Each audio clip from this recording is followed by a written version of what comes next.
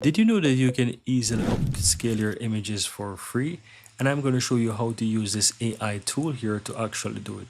Guys, welcome back to Learn AI. And in this video, I'm going to show you how to upscale your images using Remaker AI. All you have to do is head over to Remaker AI and just simply go ahead and log in with your Gmail account. That's if you have one, of course, but it's super easy to sign up using a Gmail account. Now, once you're inside, just simply look towards the upper left and you'll find image upscaler. Click on that. And you want to go ahead and add your image here. And you want to ensure as well that you're under the image upscale section. Find your image that you want to upscale. Let's say I want to do this one. I click on it. And once I open up the image, and it's going to start the process for me.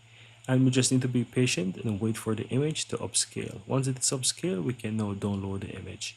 Let me show you once this is ready. And as you can see, it is currently loading the image and the image has been upscaled. And I can now click download to download that upscaled image from Remaker AI. And that's it, guys. Very easy and very simple. That's how you upscale your images on Remaker AI.